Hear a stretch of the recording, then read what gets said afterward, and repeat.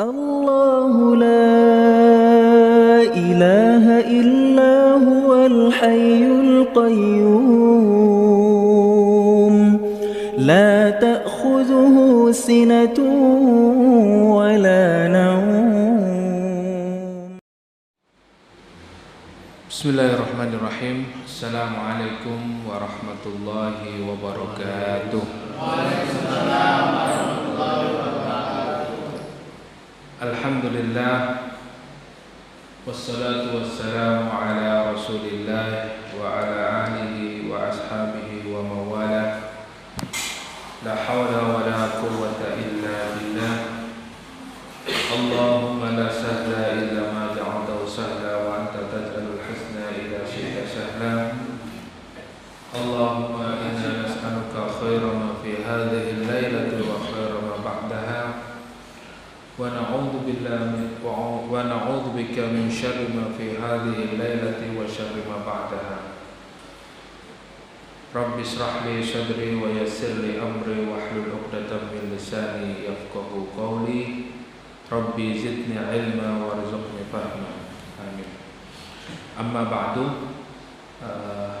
Bapak, ibu-ibu, saudara sekalian, jamaah yang dimuliakan Allah. Alhamdulillah, pada kesempatan hari ini, malam hari ini kita dipertemukan kembali dalam kajian tafsir Ibnu Katsir. Dan alhamdulillah kita yang hadir di sini, fa insyaallah dalam keadaan sehat walafiat dan senantiasa dalam keberkahan Allah Subhanahu wa taala. Amin. Pada malam hari ini kita akan melanjutkan tafsir surat Al-Baqarah, yaitu pada ayat yang ke 154 ya. 153, 154, 155 dan 156. Pada pekan yang lalu kita telah mengkaji ayat yang terkait dengan ayat yang akan kita bahas pada malam hari ini.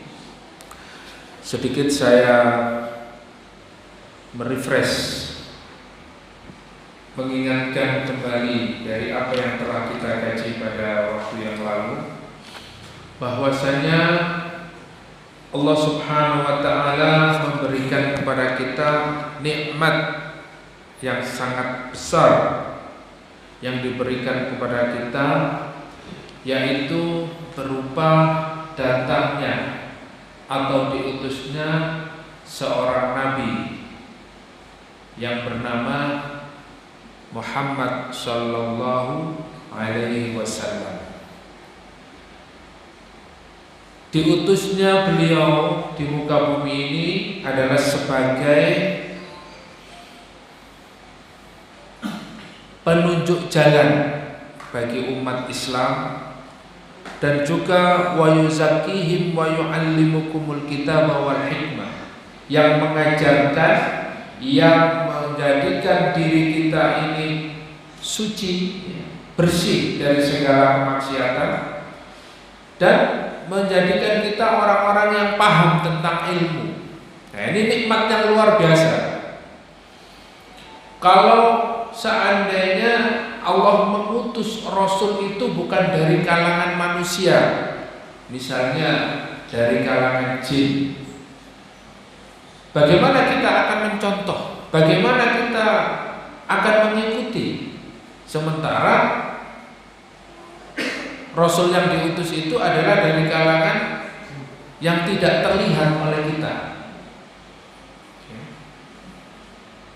Atau sebaliknya, Rasul yang diutus, yang didatangkan kepada kita itu dari golongan malaikat. Malaikat tidak berkeluarga, tidak memiliki anak, tidak melakukan sebuah kesalahan kecuali taat kepada Allah Subhanahu wa taala, dan tidak terlihat. bagaimana kita bisa mengikutinya?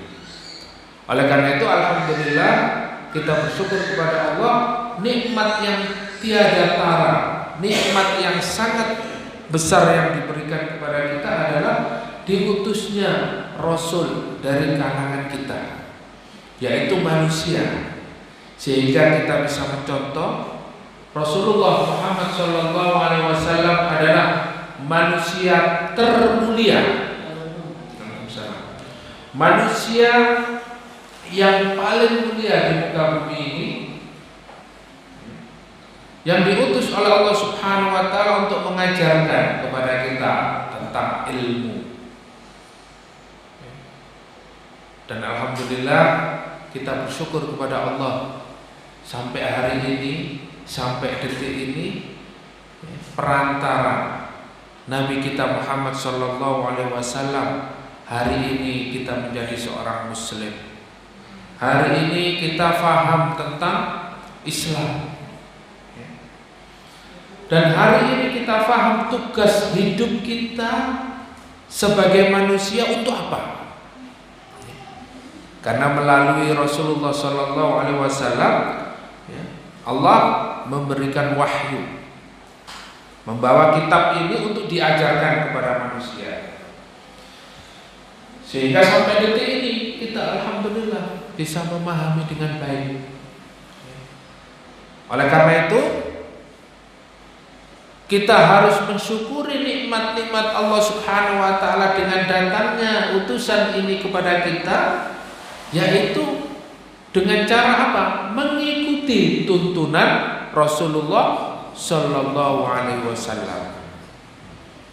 Mengikuti sunnahnya. Jangan sampai kita tidak mengikuti sunnah-sunnah yang diajarkan oleh Rasulullah sallallahu alaihi wasallam, sementara kita mengaku cinta kepada Nabi Muhammad, ingin mendapatkan syafaat Nabi Muhammad, akan tetapi tidak mengikuti syariat ajaran Nabi Muhammad. Jadi bagaimana mungkin kita akan mendapatkan syafaatnya? Fadhkuruni adzkurkum washkuruli wala takfurun. Maka oleh karena itu kita hendaknya bersyukur kepada Allah atas nikmat-nikmat itu. Karena apa? Dengan syukur kita kepada Allah Subhanahu wa taala akan senantiasa kenikmatan-kenikmatan itu ditambah. Ketika kita mengikuti sunnah Rasulullah, mengikuti ajaran Nabi Muhammad sallallahu alaihi wasallam, mengikuti syariat ini, maka fa insyaallah hidup kita dalam keadaan tentram, dalam keadaan tenang. Sebaliknya ketika kita tidak mengikuti sunnah Rasulullah, tidak mengikuti ajaran Nabi Muhammad, maka hidup kita akan terasa sempit, hidup kita gundah gulana. Kenapa? Karena tidak memiliki tujuan yang pasti. Tujuannya hanya materi. Akan tetapi Rasulullah mengajarkan kepada kita, dan juga melalui wahyu Allah Subhanahu wa taala mengajarkan kepada kita, wa ma khalaqtul jinna wal insa illa liya'budun. Dan tidaklah diciptakan jin dan manusia itu kecuali agar beribadah. Nah, tujuan hidup kita jelas, Pak. Tujuan hidup kita adalah beribadah kepada Allah Subhanahu wa taala.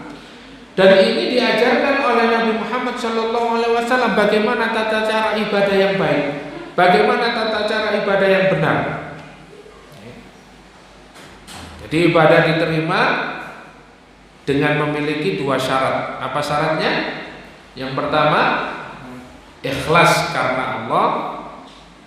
Yang kedua, mengikuti Rasulullah.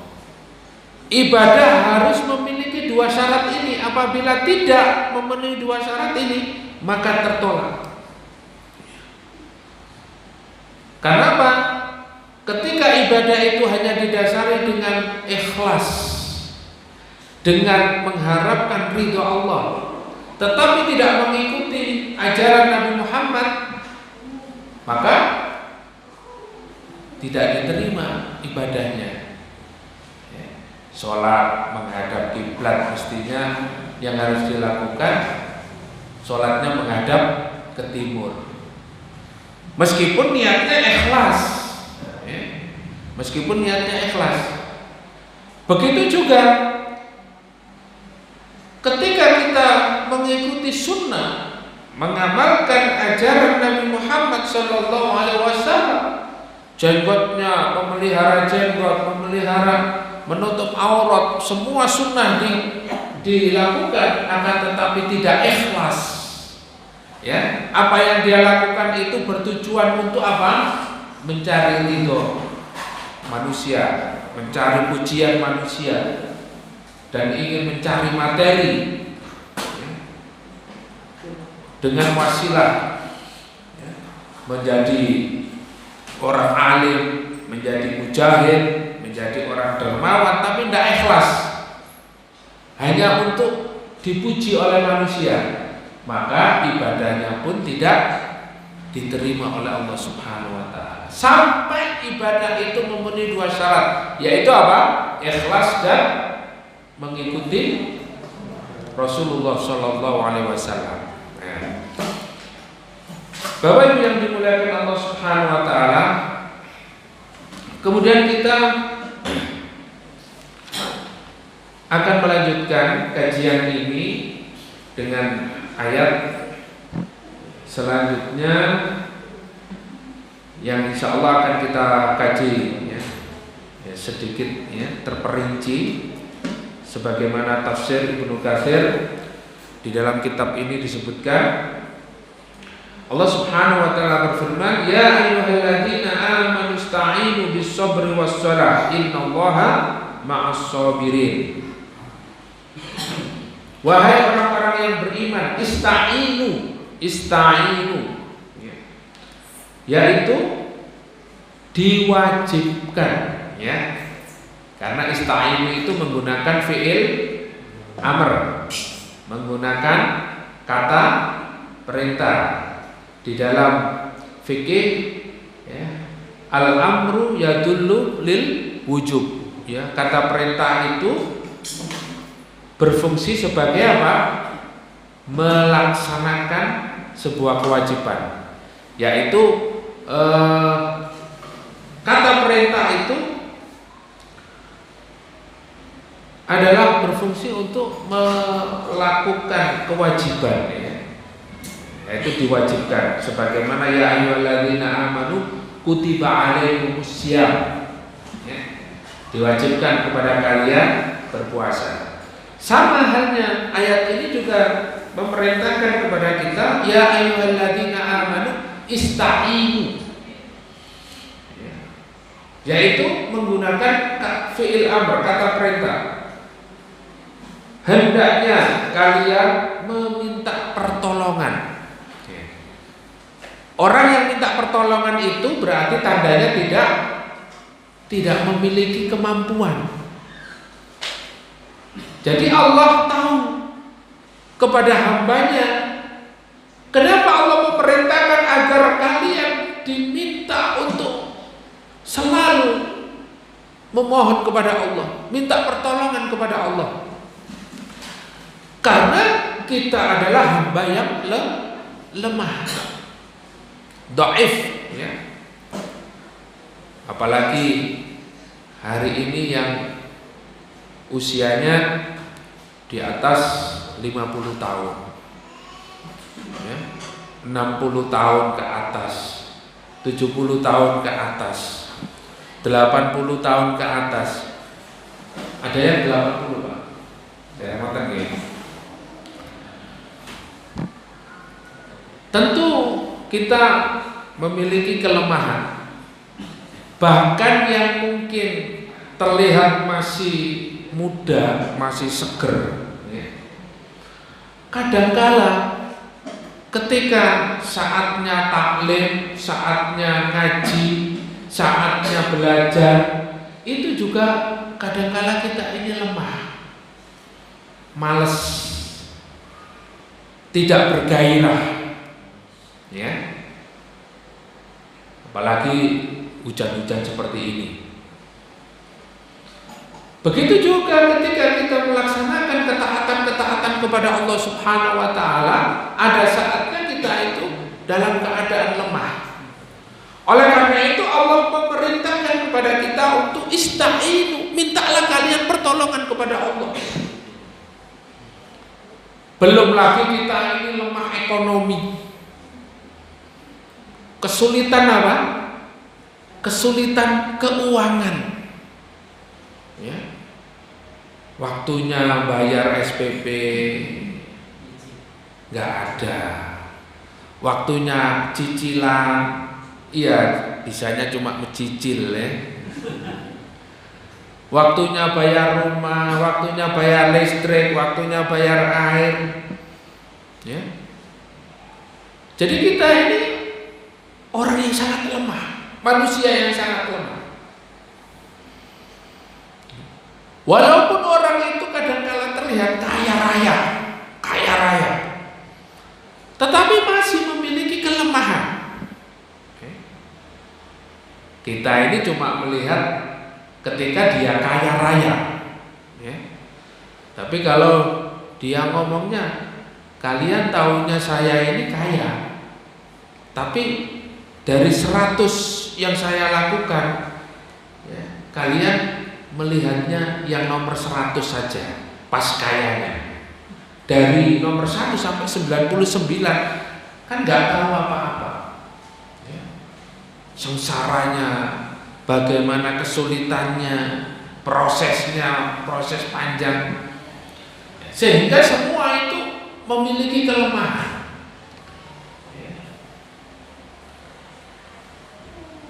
Jadi manusia itu diciptakan dalam keadaan apa? Dalam keadaan lemah. Sehingga di dalam ayat ini wajib hukumnya atau wajib, ya, perintahnya adalah kita meminta pertolongan kepada Allah Subhanahu wa taala. Oleh karena itu Bapak Ibu yang dimuliakan oleh Allah, pertolongan itu, ya, minta pertolongan itu hanya kepada Allah Subhanahu wa taala. Oleh karena itu di dalam ayat ini dijelaskan bagaimana cara minta pertolongan yang baik. Karena apa? Di dalam ayat ini disebutkan ista'inu bis-sabri was-shalah. Apa kaitannya sabar dengan sholat? Nah, maka kita akan mengetahui kaitannya sabar dengan sholat itu, ya. Ketika kita minta pertolongan kepada Allah Subhanahu wa taala dengan keadaan kita yang sangat lemah, ya. Apalagi kalau kita berbicara tentang perjuangan hari ini, perjuangan menegakkan agama Islam, ya. Perjuangan untuk kita tetap bisa istiqomah, ya, melaksanakan syariat Islam di dalam kehidupan kita sebagai seorang individu, di dalam kehidupan keluarga kita, di dalam kehidupan masyarakat, atau di dalam kehidupan bernegara. Maka hari ini tantangannya cukup besar, sehingga perlu sabar. Ada orang itu yang memiliki satu, ya, waktu dari muda sampai tua hidupnya untuk berjuang. Bahkan mungkin, ya, dia rela hidup di tengah-tengah hutan. Bahkan dia mungkin rela untuk makan seadanya untuk melakukan sebuah perjuangan. Tapi kadang-kala ada kondisi dan titik lemah seseorang itu, sehingga apa? Dia akan mengatakan sebagaimana di dalam surat Al-Baqarah, ya, yang belum kita masuk pada ayat itu, tapi di situ dikatakan ya, para sahabat ini ya, mata nasrullah, kapan pertolongan Allah ini datang? Orang yang imannya sangat kuat saja, para sahabat ini sampai mengeluh kepada Rasulullah, mata nasrullah, kapan pertolongan Allah ini datang? Apalagi orang yang keimanannya itu ya, pagi sore cepat bergantinya, pagi beriman, sore maksiat ya. Sore beriman, pagi enggak sampai pagi, malam maksiat. Sore beriman, malam maksiat, sampai subuh maksiat, pagi kafir. Ya sudah, lemah kita. Akhirnya apa? Nggak bisa sabar untuk melakukan ya, satu aktivitas ya, berjuang di jalan Allah Subhanahu wa Ta'ala itu perlu kesabaran. Sehingga seorang ulama mengatakan inna tariqal jihadi tawilun wa syaqut. Sungguh jalan perjuangan kita hari ini sebagai seorang muslim sangat tawil, sangat panjang, wa syaqun, dan berat. Siapa yang bisa melalui perjalanan yang panjang dan berat ini? Kecuali orang-orang yang sabar. Ya. Apalagi hari ini dengan kondisi yang semakin hari orang itu semakin bebas ya, berekspresi. Mereka tidak paham syariat, mereka tidak paham agama, mereka begitu saja ya. Artinya mudah sekali untuk berkata-kata mengatasnamakan agama ini ya. Apalagi kita lihat bagaimana kondisi sekarang, di mana orang-orang ya, umat ini sudah mulai malas untuk thalabul ilmi, sudah mulai malas untuk mengaji, sudah mulai malas untuk ya, belajar agama. Mereka pengennya instan ya, pengennya instan. Jadi nggak mondok, nggak kuliah, nggak pernah sekolah, tapi ketika ditanya kafir. Nah, subhanallah ya. Kapan belajar fikihnya? Kapan belajar tentang akidahnya? Kapan belajarnya? Ya belajarnya di YouTube, Ustaz. Belajar di YouTube pun tidak sampai 1 tahun, cuma 5 menit ya. Sehingga salah paham ya, sehingga salah paham tentang wayang ya karena lihatnya nggak sempurna, lihatnya itu hanya kata-kata yang seakan-akan menjelekkan ya, sebuah tradisi, padahal menjelaskan dengan baik, tapi karena dia pada dasarnya sudah tidak senang dengan orang Islam ya, dengan ajaran Islam. Sehingga hari ini Bapak Ibu yang dimuliakan oleh Allah Subhanahu wa Ta'ala, kita harus sabar menghadapi kondisi seperti ini. Oleh karena itu, apa kaitannya sabar dengan sholat? Maka sabar ini tidak akan bisa kuat, tidak akan bisa kita menjadi orang yang sabar ya. Isbiru wasobiru, bersabarlah dan tambahkan kesabaran kalian. Kecuali apa? Memperkuat sabar kita ini dengan melaksanakan apa? Sholat. Jadi ini kaitannya sabar dengan sholat.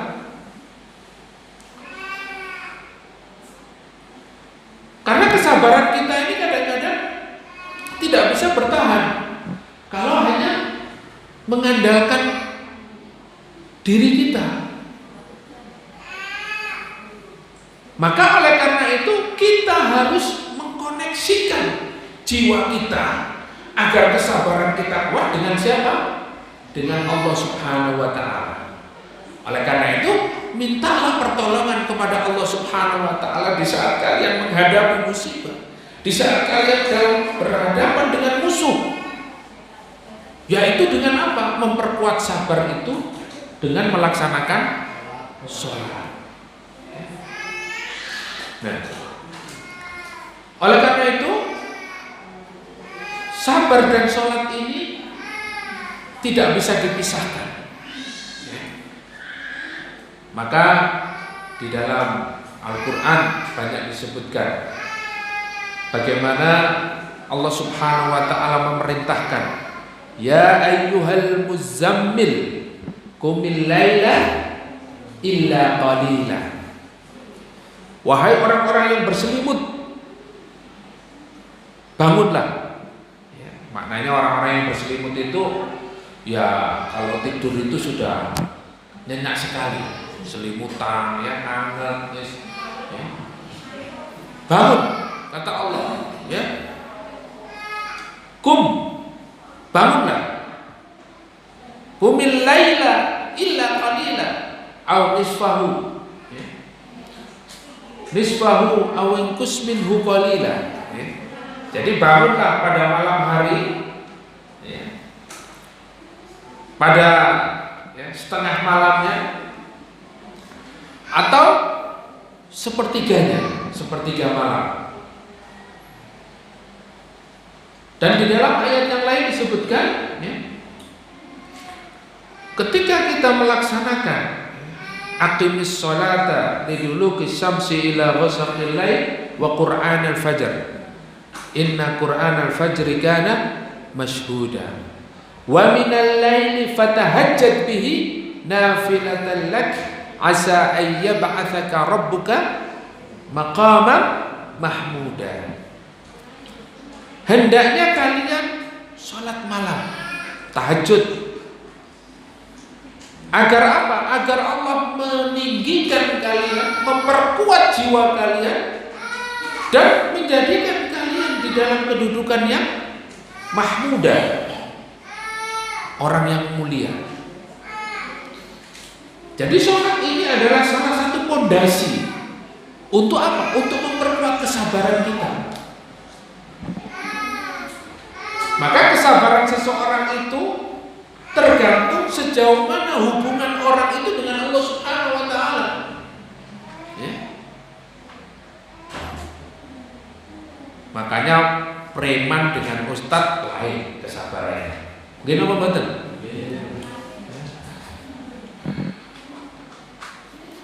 Ada preman itu yang sabar ustadz ya. Ngalah-ngalahi ustadz. Ada wonten apa mboten? Nah, kesabaran itu sangat dipengaruhi sejauh mana orang itu memiliki hubungan yang kuat dengan Allah Subhanahu wa Ta'ala. Oleh karena itu Allah memerintahkan kita untuk supaya kita ini kuat berjuang, kuat ketika kita thalabul ilmi, sabar menanggung beratnya thalabul ilmi, ya kita sertakan doa-doa kita saat kita melaksanakan sholat. Kita berdoa kepada Allah Subhanahu wa Ta'ala, mendekatkan jiwa kita kepada Allah Subhanahu wa Ta'ala sedekat mungkin ya. Sampai kita tidak punya sesuatu apapun untuk kita makan, untuk kita gunakan ya dalam kehidupan ini, maka tidak lain kita memohon kepada Allah Subhanahu wa Ta'ala. Misalnya kalau kita tidak punya uang Bapak Ibu, tidak punya mobil, tidak punya rumah, terus sampean sambatan Mbak Pak Yoyo, kira-kira disanggupin apa mboten? Pak, iki suwe Pak kepengin duwe mobil. Kok sampai saiki durung dereng gak ada niki pripun? Paling Pak Yoyo nggih sabar. Ya mono yamine nggih sik ngontrak mawon. Pripun niki Pak? Nggih sabar. Kan ngoten. Nggih.